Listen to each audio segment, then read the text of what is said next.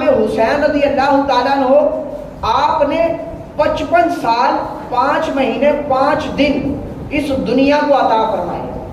آپ اس دنیا کے اندر تشریف فرما رہے ہیں. پھر آپ کو 10 محرم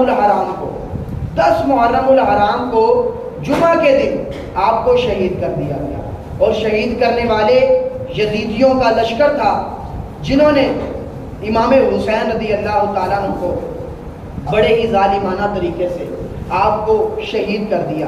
اور امام حسین رضی اللہ تعالیٰ عنہ استقامت کے ساتھ حق پر ڈٹے رہے اور لوگوں کو بتا دیا، لوگوں چاہے جیسا مرضی جرری شخص، بے باک شخص اگر تمہارے سامنے جابر حکمران آ جائے تو تم نے اس کے سامنے حق بات پر ڈٹے رہنا ہے اور بتا دینا ہے کہ تم نے کہ دنیا کے اندر جب بھی کوئی حکمران جابر آ جائے گا ہم سر نہیں جھکائیں گے، اس کے آگے ڈٹ کر کھڑے ہو جائیں گے. یہ امام حسین رضی اللہ تعالیٰ عنہ کا جو واقعہ پیش آیا یہ کوئی سانحہ نہیں تھا.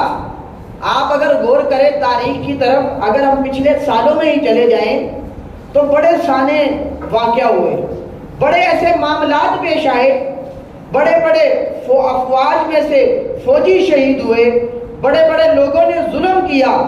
اور جس طرح کے پشاور کے اندر اسکول کے اندر حملہ کیا گیا اور ان بچوں کو شہید کیا گیا، یہ بھی سانحہ ہوا.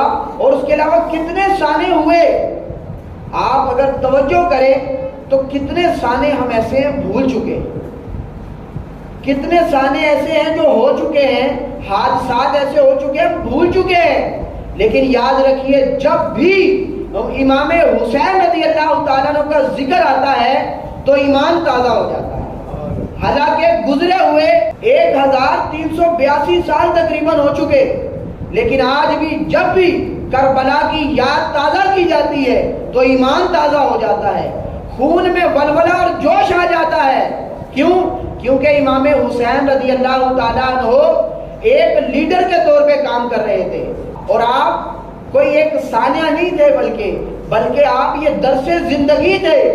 لوگوں کے لیے ایک درس تھے کہ قیامت تک آنے والوں کو پتہ چل جائے کہ جب بھی کوئی دین کے خلاف بندہ کھڑا ہو جائے، جب بھی کوئی شریعت کے خلاف بندہ آ جائے تو تم نے اس کے سامنے ڈٹ کے کھڑے ہو جانا اور تم نے بتا دینا ہے کہ ہم بھی حسینی ہیں.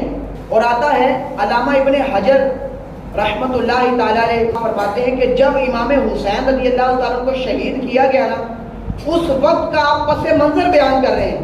آپ فرما رہے ہیں اس وقت سورج کو گرہن لگ گیا تھا اور آسمان جو تھا وہ سرخ ہو گیا تھا اور 3 دن تک دنیا پر اندھیرا چھا گیا تھا جب امام حسین رضی اللہ تعالیٰ عنہ کو شہید کیا گیا. اور آتا ہے کہ یہاں تک کہ دن میں تارے نظر آ رہے تھے.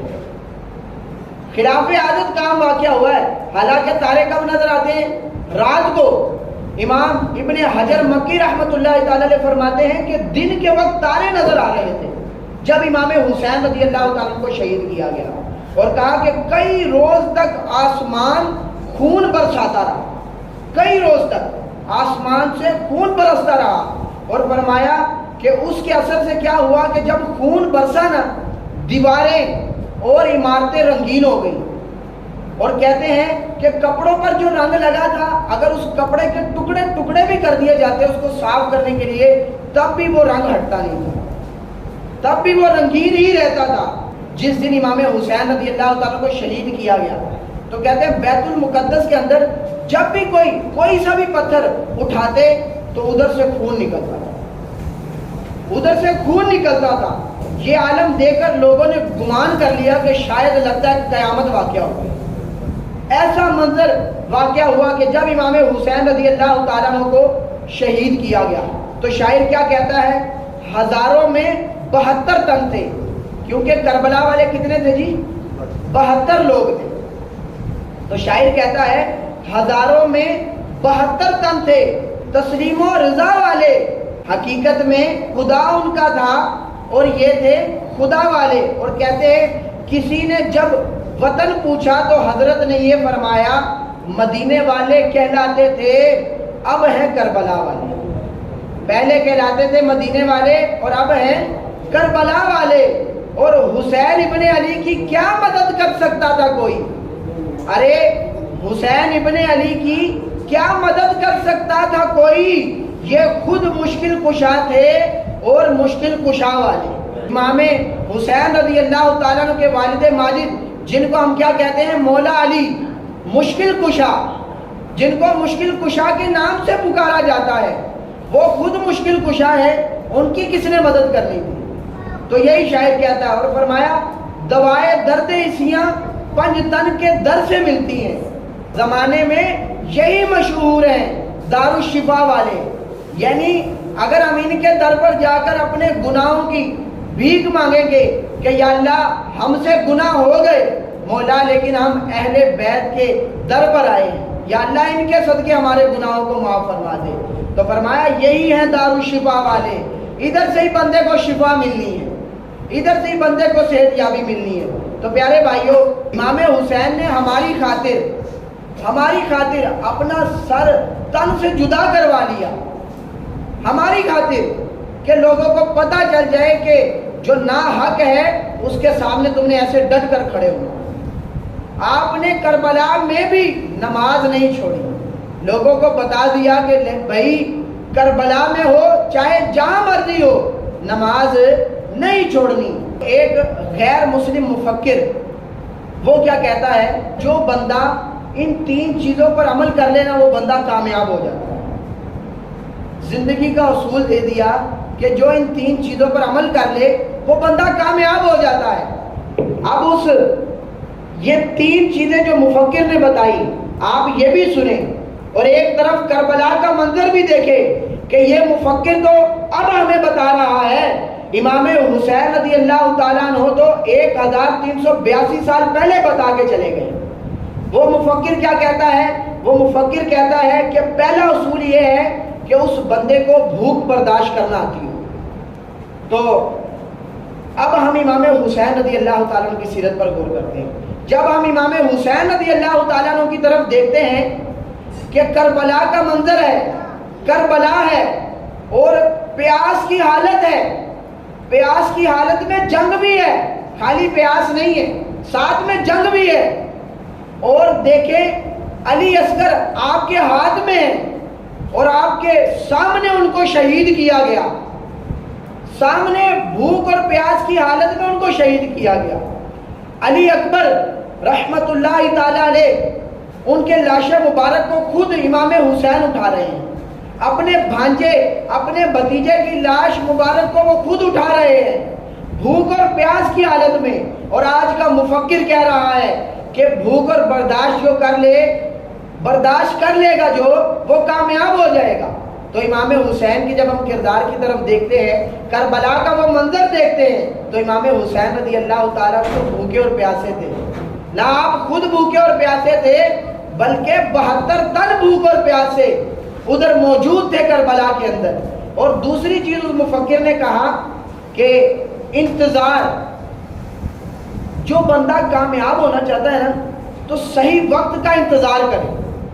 جب ہم امام حسین رضی اللہ تعالیٰ عنہ کی طرف توجہ کرتے ہیں، اللہ اکبر، تو ہم یہ دیکھتے ہیں کہ آپ نے ان لمحات میں کیسے جب آپ پر غم طاری تھا، آپ کے سامنے امام علی اکبر رحمت اللہ تعالیٰ علیہ ان کو شہید کیا گیا، امام علی اصغر رحمت اللہ تعالیٰ علیہ ان کو شہید کیا گیا، اور ان کے 72 تن اہل بیت کے 72 لوگوں کو شہید کیا گیا۔ آپ اس وقت بھی صبر سے کام لیتے رہے۔ تیسری چیز اس نے کہا سوچنے سمجھنے کی صلاحیت، سوچنے سمجھنے کی صلاحیت۔ پہلی چیز اس نے کی بھوک برداشت کرنا آتی ہو وہ بندہ کامیاب ہو جائے گا۔ دوسرا کہا انتظار، جس بندے کو انتظار کرنا آتا ہو وہ بھی کامیاب ہو جائے گا۔ اور تیسری چیز ارشاد فرمائی، تیسرے جو کہا گیا کہ سمجھنے کی اور سوچنے کی صلاحیت ہو۔ اور آپ سوچ سکتے ہیں کہ وہ کیسا وقت تھا کہ جب امام علی اکبر رحمت اللہ تعالیٰ علیہ ان کے جو شرکاء تھے ان کو شہید کیا گیا، سب کچھ کیا گیا۔ آپ اس وقت سمجھنے کی صلاحیت، سوچنے کی صلاحیت میں تھے۔ اور اگر ہم کسی دوسرے کو بتا دیں آج کے کہ آپ کا بیٹا فوت ہو گیا ہے، وہ قابو سے باہر ہو جائے گا، اس کا دماغ وہاں پر موجود نہیں ہوگا، بلکہ وہ ایک دوسری دنیا میں چلا جائے گا۔ یہ کیا ہو گیا؟ لیکن امام حسین کی طرف جب ہم نظر کرتے ہیں تو آپ کے اندر یہ تینوں چیزیں پائی جا رہی ہیں۔ آج کا مفکر اپنی دکان چمکانے کے لیے یہ تین چیزیں بتا رہا ہے۔ ارے امام حسین 1400 صدیوں پہلے ہمیں یہ طریقہ بتا گئے کہ اگر تم یہ کام کر لو گے، صبر کر لو گے، برداشت کر لو گے اور تم انتظار بھی کر لو گے، یہ ساری چیزیں تم کر لو گے تو تم دنیا میں کامیاب ہو گے۔ امام حسین نے واقعی حسینی ہونے کا کردار ادا کیا، کیونکہ وہ حسینی تھے۔ اور ہم بھی حسینی ہونے کا دعویٰ کرتے ہیں۔ کون کون دعویٰ کرتے ہیں؟